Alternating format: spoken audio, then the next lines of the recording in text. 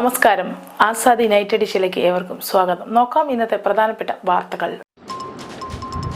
കടലോളം അഭിമാനം വിഴിഞ്ഞം കേരള വികസന അഭിയാനത്തിൽ പുതിയ ഏട്. ആദ്യ മദർഷിപ്പിന് വൻ വരവേൽപ്പ്. സംസ്ഥാന ഖജനാവിന് വരുമാനത്തിന്റെ പുതിയ സ്രോതസ്സായി വിഴിഞ്ഞം തുറമുഖം.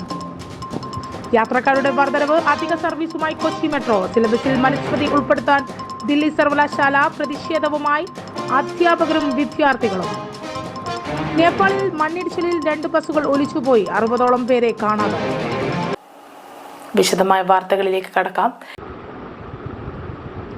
കേരള വികസന അധ്യാനത്തിൽ പുതിയ ഏടാണ് വിഴിഞ്ഞമെന്ന് മുഖ്യമന്ത്രി പിണറായി വിജയൻ. വികസനത്തിലേക്ക് വഴി തുറന്ന് വിഴിഞ്ഞം തുറമുഖത്തിന്റെ ട്രയൽ റണ്ണിന്റെ ഔദ്യോഗിക ഉദ്ഘാടനം നിർവഹിച്ചു സംസാരിക്കുകയായിരുന്നു മുഖ്യമന്ത്രി. ദീർഘകാലത്തെ സ്വപ്നം യാഥാർത്ഥ്യമായി എന്ന് പറഞ്ഞ് മുഖ്യമന്ത്രി പ്രസംഗിച്ചു തുടങ്ങിയത്. തുറമുഖങ്ങൾ സാമ്പത്തിക വളർച്ചയുടെ ചാലകശക്തിയാണെന്നും വിഴിഞ്ഞത്തിലൂടെ ഇന്ത്യ ലോക ഭൂപടത്തിൽ സ്ഥാനം പിടിച്ചുവെന്നും മുഖ്യമന്ത്രി പറഞ്ഞു. തുറമുഖങ്ങൾ സാമ്പത്തിക വളർച്ചയുടെ ചാലകശക്തിയാണ്. പദ്ധതി പൂർത്തീകരിക്കാൻ സഹകരിച്ച കരൺ അദാനിക്ക് മുഖ്യമന്ത്രി നന്ദി അറിയിച്ചു. അന്താരാഷ്ട്ര ലോബികൾക്കെതിരെ ഒന്നായി പോരാടിയതിന്റെ ഫലമാണെന്നും പിണറായി വിജയൻ ചൂണ്ടിക്കാട്ടി. ലോകത്തിലെ വൻകിട തുറമുഖങ്ങളിൽ ഒന്നാണ് വിഴിഞ്ഞം. മദർഷിപ്പുകൾ ധാരാളമായി വിഴിഞ്ഞത്തേക്ക് എത്തും. ലോകത്തെ തന്നെ ഏറ്റവും വലിയ കപ്പലുകൾക്ക് വിഴിഞ്ഞത്ത് ബർത്ത് ചെയ്യാം. ഇന്ന് ട്രയൽ റൺ ആണെങ്കിലും വിഴിഞ്ഞം തുറമുഖത്തിന്റെ ഓപ്പറേഷൻ ഇന്നു മുതൽ തുടങ്ങുകയാണ്. ഉടൻ പൂർണ്ണ പ്രവർത്തന രീതിയിലേക്ക് മാറുമെന്നും മുഖ്യമന്ത്രി വിശദമാക്കി. വിഴിഞ്ഞം മദർ പോർട്ട് ആയി മാറുമെന്ന് പറഞ്ഞ മുഖ്യമന്ത്രി അഭിമാനിക്കാനുള്ള വക ഇവിടെ തീരുന്നില്ലെന്നും ഇത് 1ാം ഘട്ടം മാത്രമാണെന്നും വിശദമാക്കി. 4ാം ഘട്ടം പൂർത്തിയാകുമ്പോൾ വിശാല തുറമുഖമായി മാറും. 2028ഓടെ വിഴിഞ്ഞം സമ്പൂർണ്ണ തുറമുഖമായി മാറും. 10,000 കോടി രൂപയുടെ നിക്ഷേപത്തിന് വഴിയൊരുക്കും. അതിനുവേണ്ടുന്ന കരാർ ഒപ്പിടാൻ പോവുകയാണെന്നും മുഖ്യമന്ത്രി വെളിപ്പെടുത്തി. അദാനി ഗ്രൂപ്പ് പൂർണ്ണ സഹകരണത്തിന് തയ്യാറാണ്. അയൽ രാജ്യങ്ങൾക്കും അഭിമാനിക്കാൻ സാധിക്കും. വിഴിഞ്ഞം ചരിത്ര പ്രസിദ്ധമാണെന്നും സ്വാതന്ത്ര്യത്തിന് ശേഷമുള്ള സർക്കാർ വിഴിഞ്ഞത്തിനായി പ്രയത്നിച്ചെന്നും മുഖ്യമന്ത്രി പറഞ്ഞു. LDF സർക്കാരാണ് വിഴിഞ്ഞം തുറമുഖം അനുമതിക്കായി ശ്രമിച്ചത്. 2007 VSSLന്റെ നോഡൽ ഏജൻസിയാക്കി. 2010 ടെൻഡർ നടപടികൾക്ക് ശ്രമിച്ചു. അപ്പോൾ ചൈനീസ് കമ്പനി എന്ന് പറഞ്ഞ് ചിലർ ആക്ഷേപം നടത്തി. എന്ന് മൻമോഹൻ സർക്കാരാണ് അനുമതി നിഷേധിച്ചതെന്നും മുഖ്യമന്ത്രി വിമർശിച്ചു. കേന്ദ്ര ഷിപ്പിംഗ് മന്ത്രി സർബാനന്ദ സോനോവാൾ ചടങ്ങിൽ മുഖ്യ അതിഥിയായി. തുറമുഖ മന്ത്രി VN വാസവനായിരുന്നു അധ്യക്ഷൻ. ഇന്നത്തെ ഔദ്യോഗിക ചടങ്ങുകൾ പൂർത്തിയാക്കി കണ്ടെയ്നറുകൾ ഇറക്കിയതിനു ശേഷം നാളെയാണ് സാൻ ഫെർണാണ്ടോ തീരം വിടുക. News desk Azad media.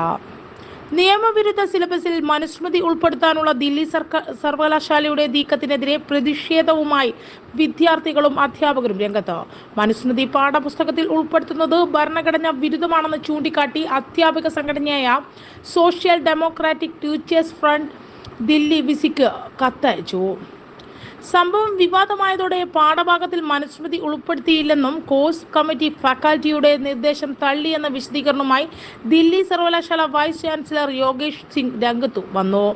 രാജ്യത്തിൽ ഭരണഘടനാ തത്വങ്ങൾക്ക് വിരുദ്ധമായി ഹിന്ദു ഗ്രന്ഥമായ മനുസ്മൃതി നിയമവിരുദ്ധ കോഴ്സിൽ ഉൾപ്പെടുത്താനുള്ള നീക്കമാണ് ദില്ലി സർവകലാശാല അധികൃതർ മുന്നോട്ട് വെച്ചത്. മനുസ്മൃതി അധികാരമായുള്ള 2 പാഠഭാഗങ്ങൾ സിലബസിൽ ഉൾപ്പെടുത്തി ആഗസ്റ്റിൽ ആരംഭിക്കുന്ന അക്കാദമിക വർഷം മുതൽ നടപ്പിലാക്കാനായിരുന്നു നീക്കം. GN താൻ തയ്യാറാക്കിയ മനുസ്മൃതി, T കൃഷ്ണസ്വാമി അയ്യരുടെ സ്മൃതി ചന്ദ്രിക, മനുസ്മൃതി വ്യാഖ്യാനം എന്നിവയാണ് LLB സിലബസിൽ ഉൾപ്പെടുത്താൻ കഴിഞ്ഞ ജൂൺ 24-നും ചേർന്ന നിയമവകുപ്പ് അധ്യാപകരുടെ യോഗത്തിൽ തീരുമാനിച്ചത്. സ്ത്രീകളുടെയും വിദ്യാഭ്യാസത്തെയും സ്വാതന്ത്ര്യത്തെയും എതിർക്കുന്ന കടുത്ത ജാതിമത വിവേചനങ്ങൾ വർണ്ണിക്കുകയും ചെയ്യുന്ന മനുസ്മൃതി പാഠപുസ്തകത്തിന്റെ ഭാഗമാക്കുന്നത് ഒരു ആധുനിക സമൂഹത്തിൽ മനുസ്മൃതിയുടെ കുറിപ്പടികൾക്ക് സ്ഥാനമില്ലെന്നും ചൂണ്ടിക്കാട്ടി. അധ്യാപക സംഘടനയായ social democratic teachers front vice ചാൻസലർക്ക് കത്തയച്ചു. രാജ്യത്തെ ജനസംഖ്യ 50% സ്ത്രീകളാണെന്നും മനുസ്മൃതിയിലെ ആശയങ്ങൾ പിന്തിരിപ്പനാണെന്നും കത്തിൽ ചൂണ്ടിക്കാട്ടി. SFI അടക്കമുള്ള വിദ്യാർത്ഥി സംഘടനകളും ഇതിനെതിരെ രംഗത്തു വന്നു. സംഭവം വിവാദമായതോടെ പാഠഭാഗത്തിൽ മനുസ്മൃതി ഉൾപ്പെടുത്തില്ലെന്നും കോഴ്സ് കമ്മിറ്റി ഫാക്കൽറ്റിയുടെ നിർദ്ദേശം തള്ളിയെന്ന പ്രതികരണവുമായി ദില്ലി സർവകലാശാല വൈസ് ചാൻസലർ യോഗേഷ് സിംഗ് രംഗത്തു വന്നു. രാജ്യത്തെ പാഠ്യപദ്ധതിയെ പോലും കാവ്യവൽക്കരിക്കാനുള്ള സംഘപരിവാർ അജണ്ടയാണ് ഇതിന് പിന്നിലെന്ന വിമർശനം ശക്തമാക്കുകയാണ്. News desk Azad media. വർദ്ധിച്ചുവരുന്ന യാത്രക്കാരുടെ എണ്ണം കണക്കിലെടുത്ത് കൊച്ചി മെട്രോ ജൂലൈ 15 മുതൽ അധിക ട്രെയിനുകൾ ആരംഭിക്കും. ഈ വർഷം കൊച്ചി മെട്രോയിൽ 1,64,27,568 യാത്രക്കാർ യാത്ര ചെയ്തു കഴിഞ്ഞു.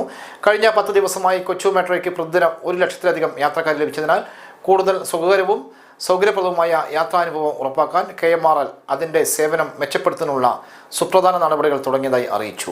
ജൂലൈ 15 മുതൽ ഒരു ദിവസം 12 ട്രിപ്പുകൾ കൂടുതൽ ആരംഭിക്കുമെന്നും KMRL അറിയിച്ചു. തിരക്കുള്ള സമയങ്ങളിൽ യാത്രക്കാരുടെ തിരക്ക് ലഘൂകരിക്കാനും ട്രെയിനുകൾക്കിടയിലുള്ള കാത്തിരിപ്പ് സമയം കുറയ്ക്കാനും ഈ കൂട്ടിച്ചേർക്കൽ ലക്ഷ്യമിടുന്നു. നിലവിൽ രാവിലെ 8 മണി മുതൽ 10 മണി വരെയും വൈകുന്നേരം 4 മണി മുതൽ 7 മണി വരെയുമുള്ള തിരക്കേറിയ സമയങ്ങളിൽ 2 ട്രെയിനുകൾ തമ്മിലുള്ള ഹെഡ്വേ 7 മിനിറ്റും 45 സെക്കൻഡാണ്. പുതിയ ഷെഡ്യൂൾ വരുന്നതോടെ ഈ ഹെഡ്വേ വെറും 7 മിനിറ്റായി ചുരുങ്ങും. സംസ്ഥാന ഖജനാവിന് വരുമാനത്തിൻ്റെ പുതിയ സ്രോതസ്സാവുകയാണ് വിഴിഞ്ഞം തുറമുഖം. 5000 കോടിയോളം രൂപയാണ് സംസ്ഥാന സർക്കാർ വിഴിഞ്ഞം തുറമുഖത്തിനായി മുടക്കിയത്. ഭാവിയിൽ സംസ്ഥാനത്തിൻ്റെ പ്രധാന വരുമാന മാർഗമായി വിഴിഞ്ഞം മാറുമെന്ന് മുഖ്യമന്ത്രി പിണറായി പറഞ്ഞു. വിഴിഞ്ഞം എന്ന തീരദേശ ഗ്രാമം കേരളത്തിലെ അഭിമാന നാമമായി മാറുന്ന കാഴ്ചയാണ് ലോകം കാണുന്നത്. ഇന്ത്യയിലെ എന്നല്ല ലോകത്തിലെ തന്നെ എണ്ണം കുറഞ്ഞ പ്രകൃതിദത്ത തുറമുഖമായി വിഴിഞ്ഞം മാറുന്ന കാഴ്ചയായിരിക്കും 10 വർഷത്തിനകം നമുക്ക് കാണാൻ കഴിയുക. സംസ്ഥാന സർക്കാരിനും വിഴിഞ്ഞം വലിയ സാധ്യതകളാണ് തുറന്നു നൽകുന്നത്. ഓരോ കപ്പൽ എടുക്കുമ്പോഴും സംസ്ഥാന ഖജനാവിന് അത് കിലുക്കമായി മാറും. പലതരത്തിലുള്ള നികുതികളാണ് വിഴിഞ്ഞത്ത് നിന്ന് ഖജനാവിലേക്ക് എത്താൻ പോകുന്നത്. ഗതാഗത, ടൂറിസം തുടങ്ങിയ മേഖലക്കും തുറമുഖം വഴി തുറക്കുന്നത്. വ്യവസായങ്ങൾക്കും വാണിജ്യത്തിനും എല്ലാം അനന്ത സാധ്യതകളാണ് വിഴിഞ്ഞം തുറമുഖത്തിലൂടെ സാധ്യമാകുന്നത്. ചുരുക്കത്തിൽ കേരളമാകെ വികസനത്തിൻ്റെ പുതുവെളിച്ചം എത്താൻ വിഴിഞ്ഞം തുറമുഖം കാരണമാകും. ഇത് പുതുയുഗ പിറവിയാണ്. ഭൂവിസ്തൃതി കുറഞ്ഞ സംസ്ഥാനമായതിനാൽ വൻകിട വ്യവസായങ്ങൾക്ക് സാധ്യത കുറവായ കേരളത്തിന് കടലമ്മ നൽകിയ അക്ഷയപാത്രമാണ് വിഴിഞ്ഞം തുറമുഖം. ഗ്രന്ഥാലോകം ക്യാമ്പയിൻ മുകുന്ദൻ ഉദ്ഘാടനം ചെയ്തു. കേരള സ്റ്റേറ്റ് ലൈബ്രറി കൗൺസിൽ മുഖമാസികയായ ഗ്രന്ഥാലോകം മാസികയുടെ വാർഷിക വരിക്കാരെ ചേർക്കുന്നതിന്റെ ജില്ലാതല ഉദ്ഘാടനം പ്രമുഖ സാഹിത്യകാരൻ മുകുന്ദൻ നിർവഹിച്ചു. ജില്ലാ library council secretary PK Vijayan, president Mukundan Madathil, Thalassery taluk library council secretary Pavithran Mokeri തുടങ്ങിയവർ പങ്കെടുത്തു. ക്യാമ്പയിന്റെ ഭാഗമായി ഏറ്റവും കൂടുതൽ വരിക്കാരെ ചേർക്കുന്ന ഗ്രന്ഥശാല താലൂക്ക് ജില്ലകൾക്ക് പുരസ്കാരങ്ങളും ക്യാഷ് അവാർഡുകളും വിതരണം ചെയ്യും. ഗ്രന്ഥാലോകം പ്ലാറ്റിനം ജൂബിലി ആഘോഷത്തിന്റെ ഭാഗമായുള്ള ജില്ലാ സെമിനാർ ജൂലൈ 18 രാവിലെ 10 മണിക്ക് ജില്ലാ ലൈബ്രറി ഹാളിൽ നടക്കും. സംസ്ഥാന ലൈബ്രറി കൗൺസിൽ സെക്രട്ടറി VK മധു ഉദ്ഘാടനം ചെയ്യും. അഴീക്കോടൻ സ്മാരക ഗ്രന്ഥാലയം മാച്ചേരി ആദരം 2024 സംഘടിപ്പിച്ചു. അഴീക്കോടൻ സ്മാരക ഗ്രന്ഥാലയം മാച്ചേരി ആദരം 2024 വിവിധ മേഖലകളിൽ കഴിവ് തെളിയിച്ചവരെ ആദരിച്ചു. +2 വിജയികളെ അനുമോദിച്ചു. കൂടെ SSLC വിജയികളെയും അനുവദിച്ചു. ചെമ്പിലോട് UP സ്കൂളിൽ നടന്ന ആദരവ് 2024 പ്രശസ്ത കവിയും പുരോഗമന കലാസാഹിത്യ സംഘം ജില്ലാ കൗൺസിൽ അംഗവുമായ സതീശൻ മൊറായ ഉദ്ഘാടനം ചെയ്തു. ഓരോ ഗ്രാമീണ ഗ്രന്ഥാലയങ്ങളും ആ നാടിന്റെ സാംസ്കാരികതയുടെ അടയാളങ്ങളാണെന്നും ഓരോ ഇടപെടലും സമൂഹത്തിന്റെ പുരോഗതിക്ക് വേണ്ടിയാണെന്നും സതീശൻ മൊറായി പറഞ്ഞു. സംസ്ഥാന കവിതാ പുരസ്കാരം നേടിയ വിലാസിനി TV, ഉറുദു പാഠപുസ്തക കമ്മിറ്റി അംഗം റിജു രാജ് CP, ദേശീയ അഗ്രികൾച്ചർ ഇന്റർനാഷണൽ യൂത്ത് ഫെസ്റ്റിവൽ മൈമിൽ 1ാം സ്ഥാനം നേടിയ അഭിനവ് C, കഥാപ്രസംഗ പ്രതിഭ സോനിക, ശ്യാംരാജ് എന്നിവരെ ആദരിച്ചു. SSLC +2കളിൽ ഉന്നത വിജയം നേടിയവരെ ആദരിച്ചു. ഗ്രന്ഥാലയം സെക്രട്ടറി സാജു ഗംഗാധരൻ സ്വാഗതം പറഞ്ഞ ചടങ്ങിൽ CPM Cholora local committee secretary Nainesh അധ്യക്ഷത വഹിച്ചു. കാപ്പാട് സർവീസ് സഹകരണ ബാങ്ക് പ്രസിഡന്റ് PK പ്രഭാകരൻ മുഖ്യ അതിഥിയായി. കണ്ണൂർ കോർപ്പറേഷൻ മുൻ കൗൺസിലർ KP സജിത് ആശംസകൾ നേർന്ന് സംസാരിച്ചു. ഗ്രന്ഥാലയം പ്രസിഡന്റ് സജിൽ PV നന്ദി പറഞ്ഞു. News desk Azad media. Central നേപ്പാളിലെ മദൻ ആശ്രിത് ഹൈവേയിൽ ഇന്ന് പുലർച്ചെയുണ്ടായ മണ്ണിടിച്ചിലിൽ 2 പാസഞ്ചർ ബസ്സുകൾ ഒലിച്ചുപോയി. 60ഓളം പേരെ കാണാതായി. കാഠ്മണ്ഡുവിലേക്ക് പോകുകയായിരുന്ന ഏഞ്ചൽ ബസ്സും കാഠ്മണ്ഡുവിൽ നിന്നും റൗത്തഹട്ടിലേക്ക് ഗൗറിയിലേക്ക് പോകുകയായിരുന്ന ഗണപതി ഡീലക്സുമാണ് അപകടത്തിൽപ്പെട്ടത്.